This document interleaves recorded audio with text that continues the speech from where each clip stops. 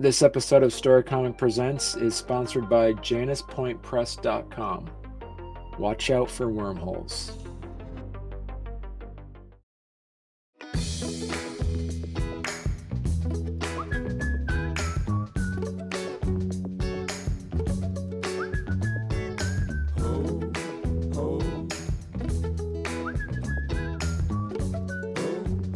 Welcome to Storycomic Presents, where we interview amazing storytellers and artists. This is episode 326.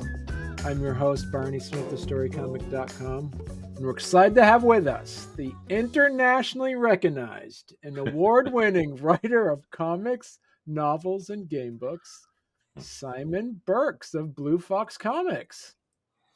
Oh, Simon, how you yeah, doing? internationally acclaimed. I like that. You're here to talk about, you just had your latest series of books called Antarctica, your new comic series coming out. And you've had, there's how many issues are available so far for that? Right now, there's 4 issues available. Right. Number 5 hits the shelves next Wednesday, and that's the end of the first arc for Antarctica. In fact, you can't even say Antarctica without saying arc, I've just realised. But anyway, that's neither here nor there. And then arc 2 starts in December. So really, the FOC, the final order cutoff for issue 6, is Monday. So just it's worth getting that out there if anyone wants to, potter along to their local comic shop or their local online comic shop and reserve issue 6, which is the beginning of a new arc and sort of throws us back in time with the characters that we have, and it's a good time to jump in. Right. And so, I mean, this isn't your first series of comics. You've done graphic novels and as we say in comics and in game books for a lot of years. And how many of those are through your press, Blue Fox Comics, and how many of those are also from other companies? Mainly, really, Antarctica is my breakthrough into into sort of non-Blue Fox sort of comic, getting it in every Wednesday, sort of in a comic shop. So the higher, I don't know what term would be, but it's because it's published via Top Cow and / Image. But this is the first one. Hopefully of many, but who knows? The fun thing is that having one is a dream come true, and more than I could have hoped for. So it's, and for Blue Fox wise, which is again a sort of a small indie publisher that I run in the UK. On the screen now, we have lots of different titles. We set up Blue Fox in 2015. To publish my stories. Initially, it was just my stories, and then as we carried on, as we lived, other people submitted to us, other artists that we used came in. Lyndon White, who we'll mention later on because he's involved with Antarctica. He had a couple of books that he was interested in Blue Fox publishing, and so we started doing that, and in fact it is a surprising and very gratifying part of the business is being able to send those emails to people when they submit, and if you like, if it fits in with Blue Fox and if we have the space to be able to say yes, we'll publish those works. In fact, on the screen now, The Mountains of Madness there you see, which is a Lovecraft adaptation by a chap called Adam Fider, who's based in Poland, and he submitted that to us, in fact, in 2019, and as soon as I saw it, it was just a lovely book, and I knew it was going to do well. I knew there was a big Lovecraft following on Kickstarter, and so yes, very happy, and we did really well with that. In fact, that Kickstarter was happening when lockdowns were coming into effect, basically in 2020, when COVID was really making its mark. Then yes, but it also allowed us, because it did do so well.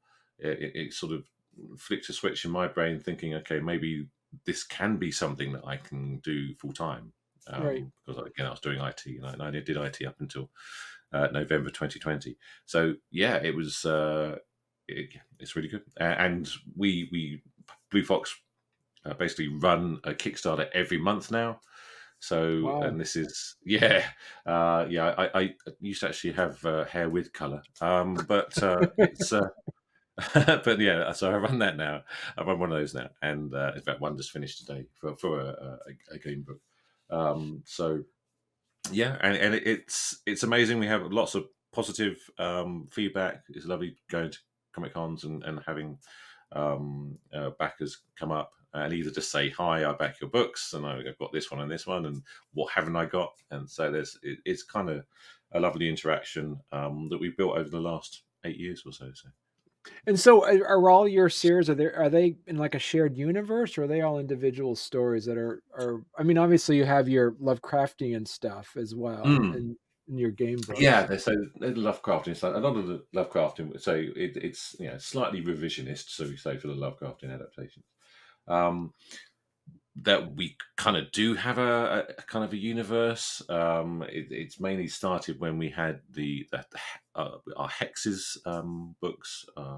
Hexes are some like psychological horror, 4 stories that written by me but drawn by different artists each one. So we sort of we've got a volume 1 and volume 2 and volume 3 currently in progress. But but the first series that we did was one called Sinners.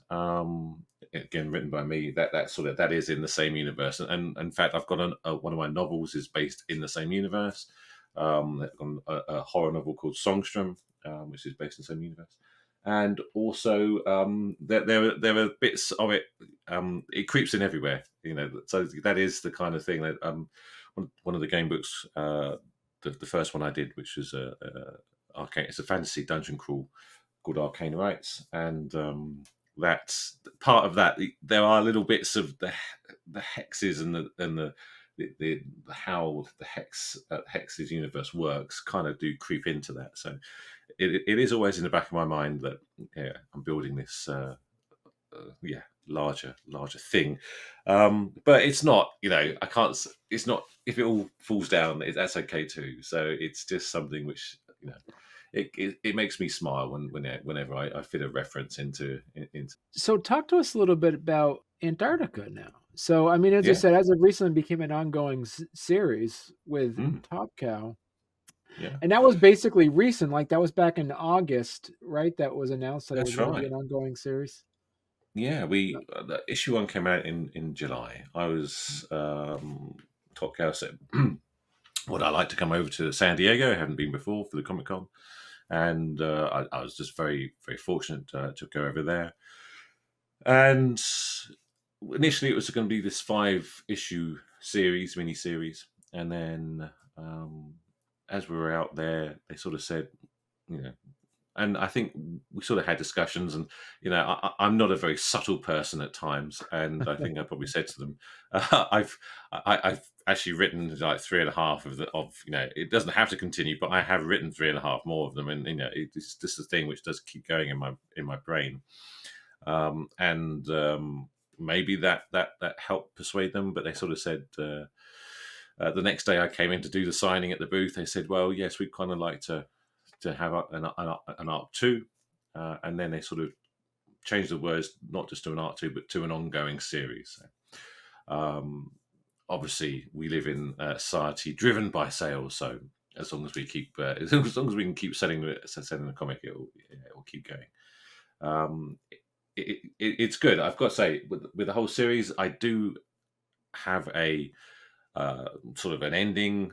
It is written down, what roughly planned, sort of, but the rest of it, how I get to that ending, could be 10 issues, 30, 50 issues long. Mm. So we'll see. But yeah, so it's really been amazing, and people at Top Cow have been fantastic. Even though obviously I've published my own comics, so to a degree I kind of done a lot of I know to a level how to produce comics, but obviously they are the next tier, and if not another 3 tiers above me, and so just being, indoctrinated doesn't sound right, but that sort of thing, just being brought in and seeing how they work, and just how very obviously professional they are, and how they get things done is is kind of mind blowing and awe inspiring at the same time. So I love the tagline. They say it's a cross between His Dark Materials by Philip Pullman and also a Stargate. Is that yeah, so? yeah. What's the storyline then? The storyline was or is there's a girl called Hannah Curtis whose father works in Antarctica, and when she's growing up, and obviously she always, she looks forward to him coming home, but just one day he doesn't come home, and he just he's not there anymore, and she doesn't know why, and she sort of, it kind of really affects her, and to a degree where she kind of just rebels against everything, becomes homeless, but is then helped back on. Is helped by a friend, who then unfortunately passes away suddenly. So she just, poor Hannah sort of has, time and time again, she sort of has this tragedy in her life. But she says, "Okay, I'm gonna, I'm gonna train. I'm gonna. So I need. I can't see my friend anymore, but I can. I don't know what happened to my father. I can go out and I can try and find out what happened to him." She kind of gives herself a purpose and really focuses on that, and finds out who he used to work for. Basically, becomes a useful member, a useful person to them by training as an engineer. And just really being, very laser focused in getting out there, and she manages to do that. But as soon as she gets out there, that's when the sci-fi stuff starts happening. Basically, blinding flash of light, another Antarctica base similar to the one she's at, certainly called the same, appears out of nowhere, and as she goes out to investigate, a second Hannah Curtis emerges from this base and kind of says, "We need to talk about father."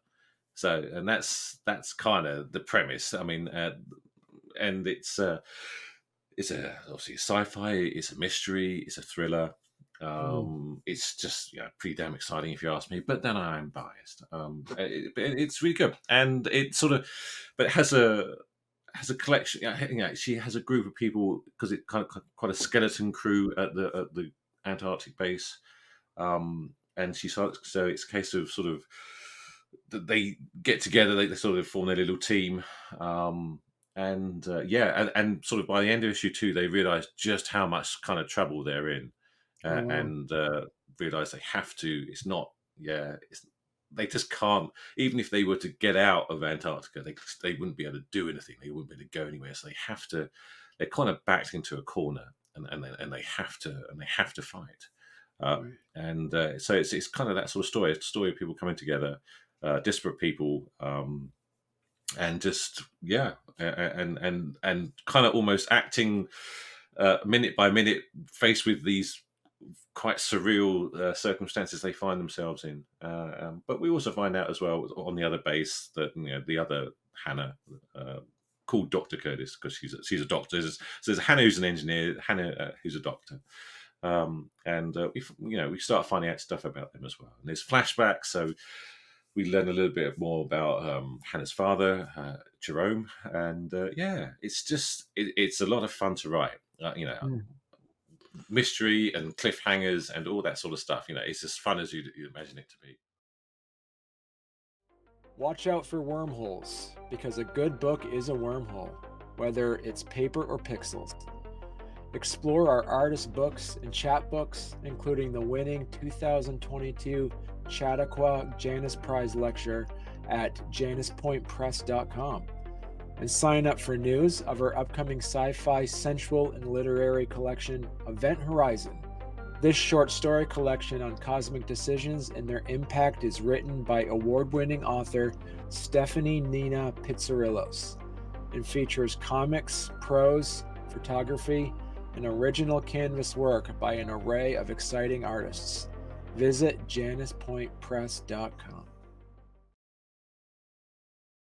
when did you start writing this script as compared to when you first started getting issue number one published? The initial 6-page, so Antarctica appeared in a book from Top Cow Image called Stairway Anthology, which was really a lot of the stories in there came from a Kickstarter tier. So Top Cow had gone to a Kickstarter. One of their, they had a tier for $1,000. I was very fortunate enough to obviously be. I was using Kickstarter quite a lot even back then, quite a while ago. Say 2016, 2017. I saw it. I knew what a deal that was. Just to be able to have this book, and even it was just great. So I happened to have the money. I was very fortunate to have the money, so I backed it. And yeah, and I got to obviously there was a roundtable in LA mainly for the US based backers really, but I thought I'm just not going to miss out on that. I know a good thing when I see it, so Mm. we sort of Marielle, my wife, and I sort of planned a whole kind of holiday around this thing. So we flew out to LA and sort of saw the sights and had the meeting there, which was really nice. Kind of came up with the idea for the 6 pages set in Antarctica. Again, I can't tell you what the initial thought was or the idea when that came, but I know I like quite. I like stories which are set in one place, which are kind of restricted in that way. So, and obviously, we all like The Thing, so that's fine. So that's going to be played into it as well. And just sci-fi. I mean, I'm just a big sci-fi fan. So yeah, had that idea. They liked the idea, and there was really probably a couple of years whilst that everything got together and we pulled in, the artists and got those 6 pages made, and everybody else got their pages made. And I think Antarctica was one of the stories that they liked and they were interested in, and the interaction that they had with me, they that was as frictionless as possible. I think probably again probably helped by the fact that I run Blue Fox Comics, so I've got an understanding of sort of how parts of it work. Mm. So yeah, and it kind of that conversation was, have you got? Do you want to pitch something longer for this? And I said, yeah, of course I do, and I did, and that's kind of, and it came about, and they said yes, that's good, and those 6 pages which were in the anthology basically became the last 6 pages of issue one, and I had to dream up the first 16 pages. But it's not a tough deal. It's lovely just to be able to sit there and create Right. such a story, and it's been a lovely process as well. Woody came on board. Really, Woody Roberts, who does the sequentials for Antarctica. So he came on board at the time when they said yes, that go for it. And I'd worked with him before at Blue Fox, we've done a couple of series together. We've done one called Cloda, which is a dark fantasy, and he does the drawings for our game books as well, choose your own adventure books, and other stuff. So we had a good setup. We know, he puts up with me, and I'm just very thankful for him. So that's really nice. And the letterer as well, Lyndon White, he's done a lot of work for Blue Fox, a lot of lettering, a lot of the graphic design as well. But also, he's a fantastic artist. So I asked him to do the lettering, and yeah, so really, it was just it's a lovely experience being able to take two people that I knew very well and bring them with me on Antarctica, and Mm. so and we already have this working relationship as well. So I think it really helps. How has your writing or your creation adjusted or changed compared to creating work for your own imprint as compared to a larger publisher? There are lots more deadlines now.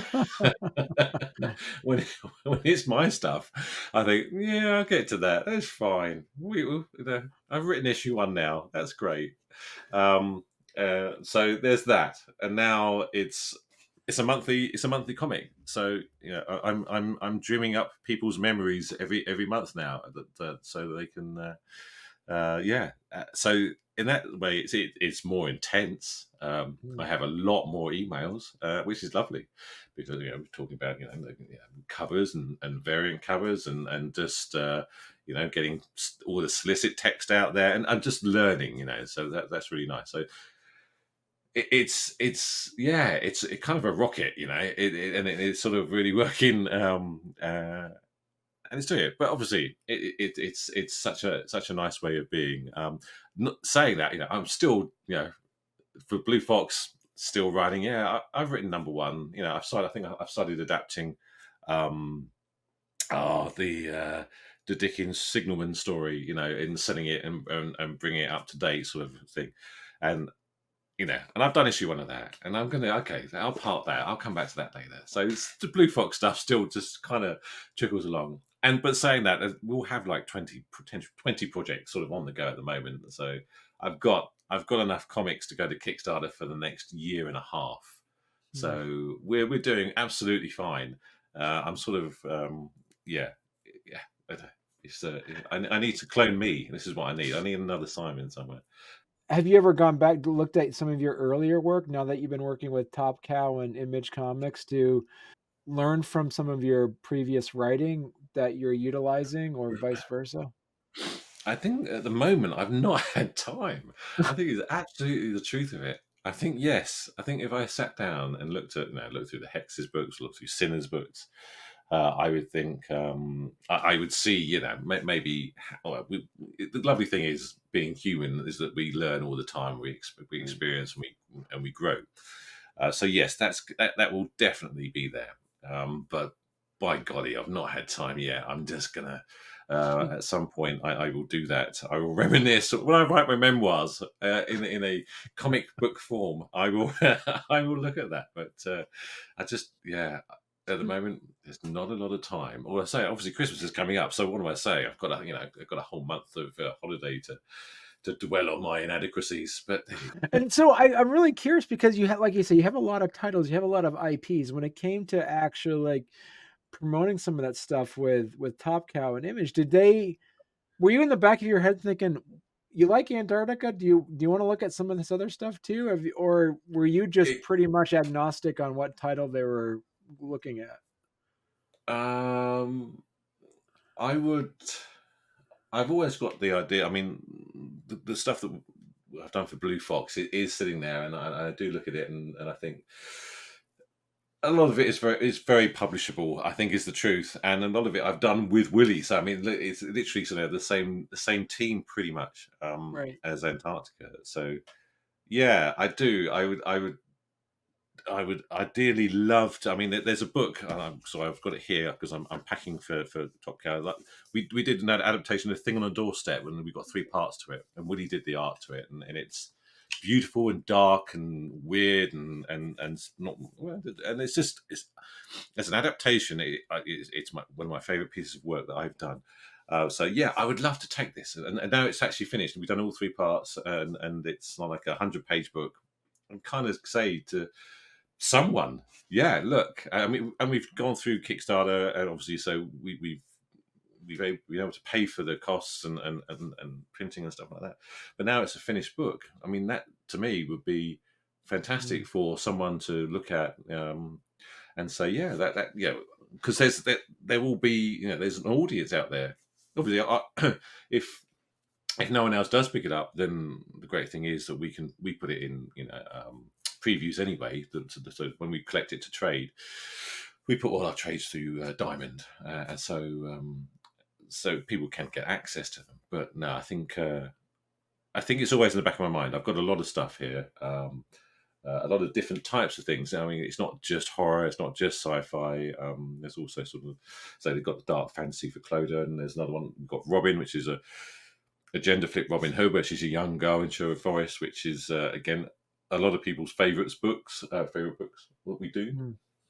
and yeah, yeah, I've got lots of things, and maybe one day people will want them, but I'm sure they will. Again, Blue Fox is kind of me and my wife, and that's what we do. And so finding the time to having that marketing skill, or just having any time to go out and chase this sort of, would you like to publish our book type thing, um, Right. yeah, it doesn't happen as much as it should, but we can't do everything. I'm not going to beat myself up to.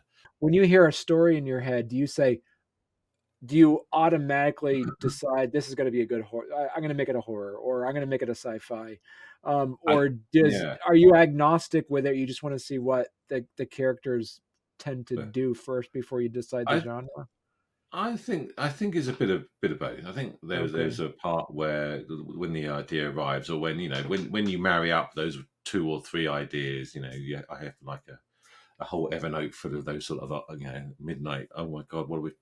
Here's a line, or I overhear someone saying something, or I see something slightly visually weird, and you write it down, and then every now and again those they sort of come together, they converge and into an idea.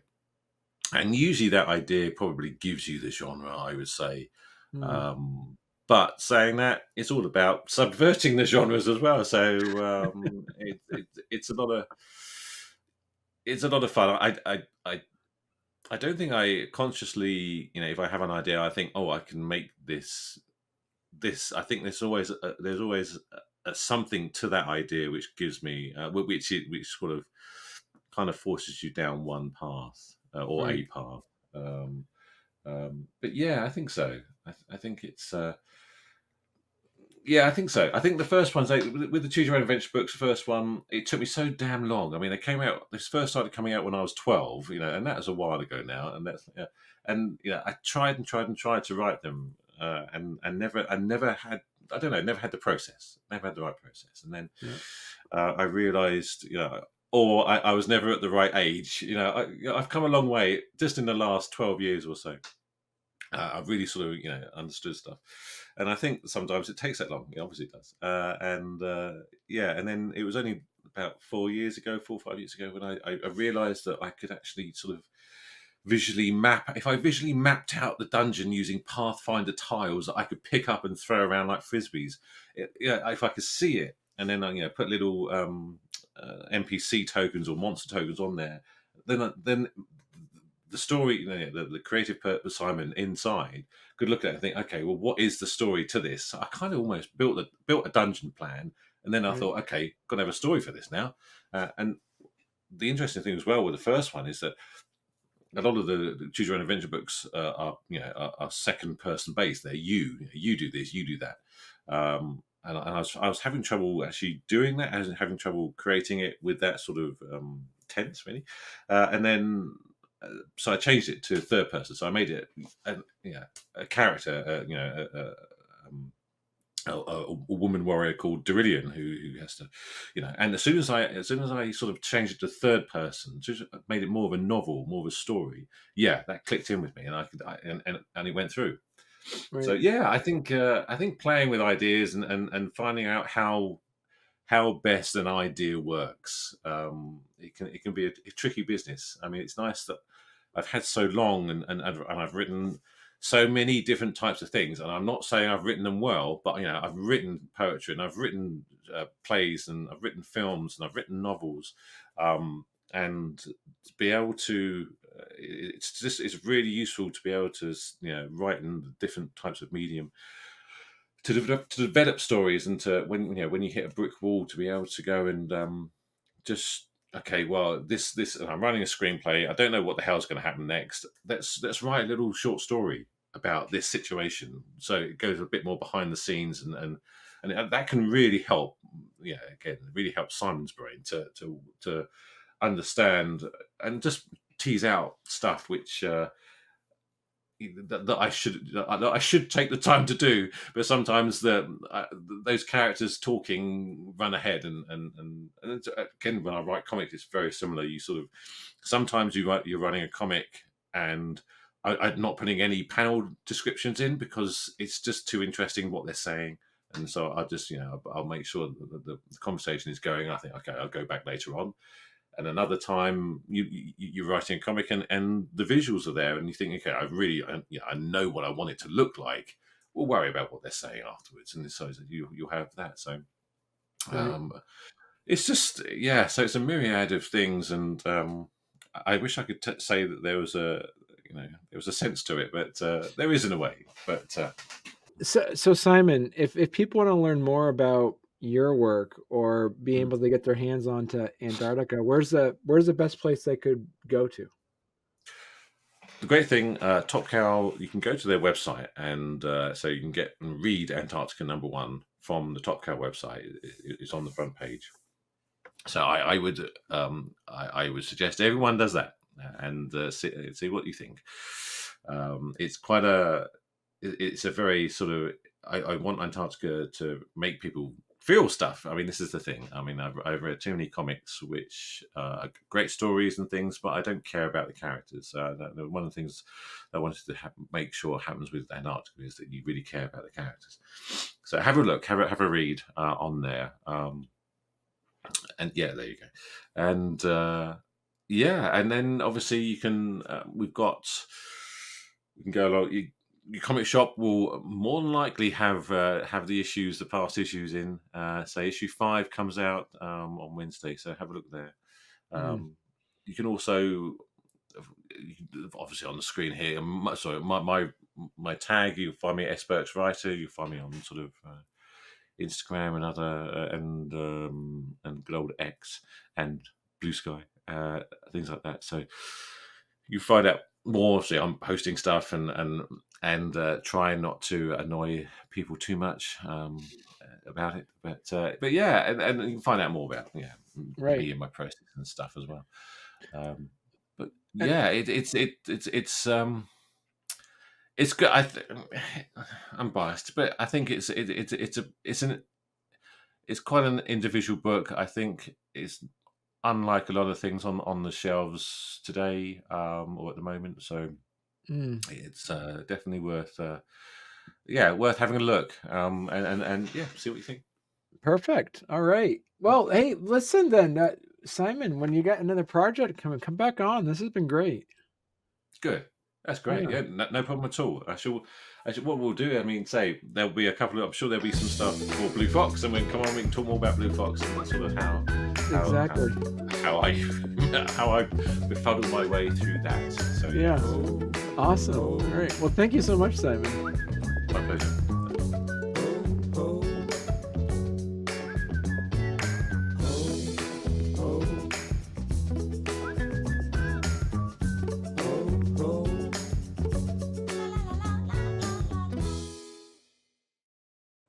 Is that your space heater's plugged in there? Is it pretty cold where you are right now Yeah. too? Yes.